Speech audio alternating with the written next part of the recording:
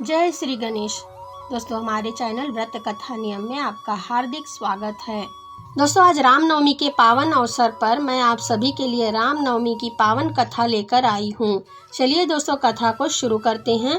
बोलिए श्री रामचंद्र की जय।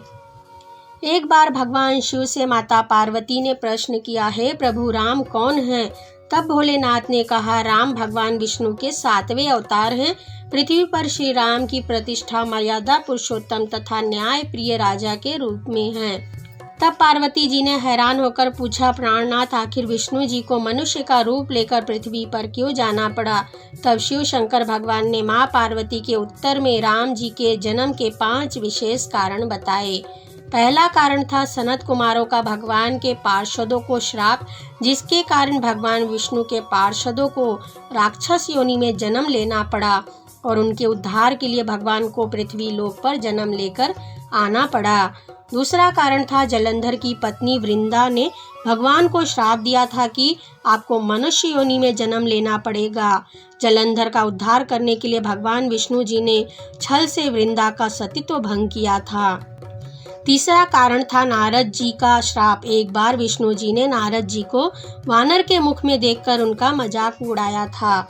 चौथा कारण था कि मनु और शतरूपा को भगवान ने वरदान दिया था कि प्रभु स्वयं उनके पुत्र बनकर पृथ्वी पर आएंगे। और पांचवा प्रमुख कारण था राजा प्रताप भाम, अरिमर्दन, धर्म रुचि को ऋषियों का श्राप। यह तीनों ही रावण, कुंभकर्ण और विभीषण बने। रावण ने अपने प्रजा पर बहुत अत्याचार किए। एक बार तीनों भाइयों ने घोर तप किया। उनकी तपस्या से प्रसन्न होकर ब्रह्मा जी ने उन्हें वरदान मांगने को कहा। इस पर रावण ने कहा, हे प्रभु हमें यह वर दीजिए, हम वानर मनुष्य 2 जातियों को छोड़कर किसी के मारने से ना मरें। तब ब्रह्मा जी ने रावण को यही वरदान दिया। तुलसीदास जी ने लिखा है कि जब पृथ्वी पर पाप बढ़ने लगा और धर्म की हानि होने लगी, तब भगवान शिव जी कहते हैं कि जब जब धर्म की हानि होती है और अभिमानी राक्षस बढ़ने लगते हैं, तब तब कृपा निधान प्रभु दिव्य शरीर धारण करके सज्जन की पीड़ा को हर लेते हैं। वे असुरों को मारकर देवताओं को स्थापित करते हैं और वेदों की रक्षा करते हैं। यही श्री राम के अवतार के सबसे बड़े कारण हैं। राजा दशरथ अयोध्या के चक्रवर्ती और महाप्रतापी राजा थे। जब से उन्होंने राज्य का कार्यभार संभाला था, तब से उन्होंने अपने विजय की पताका चारों दिशाओं में लहरा दी थी। उनकी 3 पत्नियां थी, जिनके नाम कौशल्या, केकई और सुमित्रा है। एक बार गुरु वशिष्ठ जी की पत्नी ने गुरु वशिष्ठ जी से पूछा, हे नाथ हमारे राजा के कोई पुत्र क्यों नहीं है? आप जैसा गुरु मिला हुआ है, फिर भी इनका कोई पुत्र नहीं। तब गुरु वशिष्ठ जी बोले, देवी पुत्र तो तभी आएगा जब हृदय में पुत्र की लालसा होगी। तब अनुरति बोली, यह काम आप मुझ पर छोड़ दो। तब माता अनुरति अपने पुत्र को लेकर अयोध्या के राजमहल में पहुंच गई। जब दशरथ जी ने माता अनुरति को अपने पुत्र के साथ देखा तो उनसे मिलने आए। दशरथ जी ने गुरु जी के पुत्र को गालों को छुआ और उनसे प्यार किया। उसी समय माता अनुरति ने बालक को पीछे से चिकोटी भर दी। तब दशरथ जी बोले, माता मैंने इसे धीरे से छुआ, फिर भी यह रो रहा है।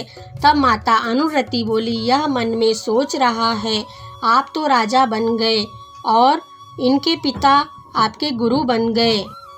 आपका तो कोई पुत्र नहीं, तो मेरा पुत्र किसका गुरु बनेगा? आपका सिंहासन तो सूना रह जाएगा और यह परंपरा टूट जाएगी। और जैसे ही दशरथ जी ने माता अनुरति की बात सुनी तो उनके मन में ग्लानि हुई और उन्होंने राज्य की चिंता सताने लगी। इसी चिंता के चलते उन्होंने गुरु वशिष्ठ जी से इसका उपाय पूछा और जो गुरु के घर पहुंच जाता है, उसके घर भगवान स्वयं पहुंच जाते हैं। राजा दशरथ ने गुरु वशिष्ठ को अपना सारा दुख सुनाया। तब महर्षि वशिष्ठ ने उन्हें श्रृंगी मुनि के द्वारा पुत्र श्रेष्ठी यज्ञ करवाने को कहा। राजा दशरथ और रानी कौशल्या को एक पुत्री थी, जिसका नाम शांता था और शांता का विवाह श्रृंगी मुनि के साथ हुआ था। अपने ससुर के आग्रह और पत्नी के कहने पर श्रृंगी मुनि पुत्र श्रेष्ठी यज्ञ करवाने के लिए तैयार हो गए। श्रृंगी मुनि ने यज्ञ की पूरी तैयारी कर ली और राजा दशरथ के द्वारा यह यज्ञ संपन्न करवाया गया। यज्ञ पूर्ण होने पर उसी यज्ञ की अग्नि में से अग्निदेव खीर का पात्र हाथ में लेकर प्रकट हुए। उन्होंने वह पात्र राजा दशरथ को दे दिया और बताया, इसमें जो खीर है वह अपनी तीनों रानियों को खिला दें, जिससे उन्हें पुत्र की प्राप्ति होगी। राजा दशरथ उस खीर के पात्र को लेकर अपनी रानियों के पास गए। फिर खीर के 2 हिस्से किए गए। आधा हिस्सा रानी कौशल्या को दिया गया और बचे हुए खीर को 2 हिस्सों में बांट दिया गया। एक भाग पूरा रानी कैकेयी को मिला और जो बचा हुआ आधा हिस्सा था उसके 2 हिस्से किए गए, जिसमें एक हिस्सा रानी कौशल्या को दिया गया और दूसरा रानी कैकेयी को। और कौशल्या जी ने वह खीर अपने हाथों से सुमित्रा जी को खिलाई, जिससे लक्ष्मण जी प्रकट हुए। और एक हिस्सा जो कैकेयी के हाथ में था वह उन्होंने रानी सुमित्रा को दिया, जिससे शत्रुघ्न प्रकट हुए। इस प्रकार से सभी रानी गर्भवती हुई। जिस दिन भगवान गर्भ में आए, चारों ओर सुख संपत्ति छा गई। ग्रह, वार, योग, लग्न और तिथि सभी अनुकूल हो गए और वह पावन समय भी आ गया। चैत्र मास की 9वीं तिथि थी, शुक्ल पक्ष और भगवान का प्रिय अभिजीत मुहूर्त था। दोपहर का समय था, ना बहुत सर्दी थी ना ही गर्मी थी। वह पवित्र समय सभी लोगों को शांति देने वाला था। शीतल, मंद और सुगंधित वायु चल रही थी। सभी देवता भगवान की स्तुति कर अपने अपने लोक में पधार गए थे। उसी समय अवधपुरी के दिव्य भवन में दिव्य कक्ष में भगवान श्री राम जी प्रकट हो गए। बोलिए श्री रामचंद्र की जय। जब श्री राम जी का जन्म हुआ तब वे चतुर्भुजी रूप में थे। जब रानी कौशल्या ने देखा तो उन्हें बड़ी हैरानी हुई। जो सारे ब्रह्मांड को में समाया हुआ है वह मेरे गर्भ से निकला हुआ है। भगवान ने माता कौशल्या को दिव्य रूप दिखाया और भगवान चाहते थे कि माता के अंदर वात्सल्य प्रेम जागे, क्योंकि माता कौशल्या ने पिछले जन्म में भगवान से वरदान मांगा था कि आप पुत्र रूप में हमारे घर में आएं और कहा था कि आप आओ तो मुझे एक बार बोध होना चाहिए कि जो मेरे यहाँ आए हैं वह भगवान हैं। जब माता कौशल्या ने भगवान को जी भर कर देख लिया तब भगवान मुस्कुराने लगे। भगवान ने दिव्य दर्शन करने के बाद माता की बुद्धि बदल गई। वह बोली, तात यह रूप छोड़कर बाल लीला करो, यह सुख परम अनुपम होगा। माता के वचन सुनकर भगवान श्री हरि बालक बनकर रोना शुरू किया। तुलसीदास जी कहते हैं, जो इस चरित्र का गान करते हैं वह श्री हरि का पद पाते हैं और संसार रूपी कूप में नहीं गिरते। बच्चे की रोने की आवाज़ सुनकर सभी रानियां दौड़ी चली आई। दासियां हर्षित होकर इधर उधर दौड़ने लगी। सारे अयोध्यावासी आनंद मग्न हो गए। राजा दशरथ पुत्र का जन्म कानों से सुनकर आनंद में समा गए। भगवान श्री राम ने 9वीं तिथि को मनुष्य के रूप में जन्म लिया। जैसे ही 9वीं तिथि को भगवान राम का जन्म हुआ, आकाश मार्ग से देवता और गंधर्वों ने पुष्प वर्षा की। श्री राम के दर्शन से सूर्य भगवान आनंद मग्न होकर स्थिर हो गए। वह आगे बढ़ ही नहीं रहे थे। राम जन्म से सभी देवताओं को खुशी हुई, परंतु चंद्रदेव दुखी हो गए।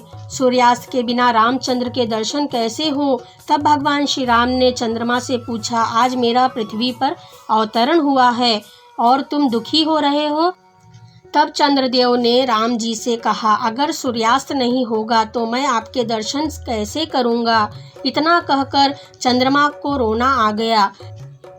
तब श्री राम जी ने चंद्रमा को आश्वासन देते हुए कहा, आज से मैं तेरा नाम धारण करूँगा। परंतु चंद्रदेव प्रसन्न नहीं हुए।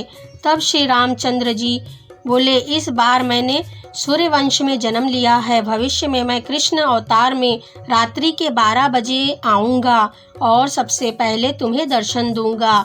यह सुनकर चंद्रदेव भी प्रसन्न हो गए। बोलिए श्री रामचंद्र की जय। इसके बाद शुभ नक्षत्र और शुभ घड़ी में महारानी कैकेयी ने एक, रानी सुमित्रा ने 2 तेजस्वी बालकों को जन्म दिया।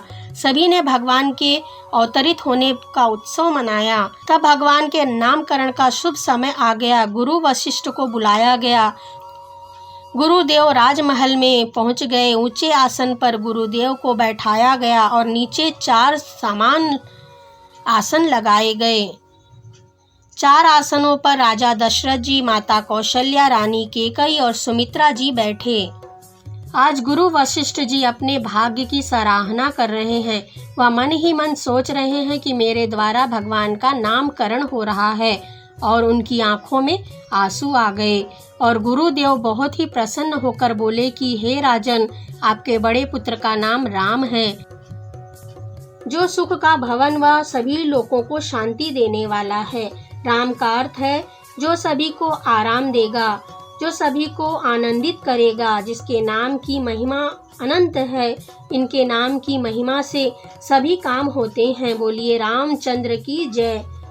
राम जी के नामकरण के बाद गुरु वशिष्ठ जी ने कहा, जो संसार का भरण पोषण करते हैं उन आपके दूसरे पुत्र का नाम भरत होगा। जिनके नाम मात्र से शत्रुओं का अंत होता है, वे आपके तीसरे पुत्र शत्रुघ्न हैं। जो राम जी के प्यारे हैं, उनका नाम गुरु वशिष्ठ जी ने लक्ष्मण रखा। इस प्रकार दशरथ जी के चारों पुत्रों का नामकरण पूर्ण हुआ। बोलिए राम लक्ष्मण भरत शत्रुघ्न जी की जय। जय श्री राम। इस प्रकार से रामनवमी की कथा पूर्ण होती है।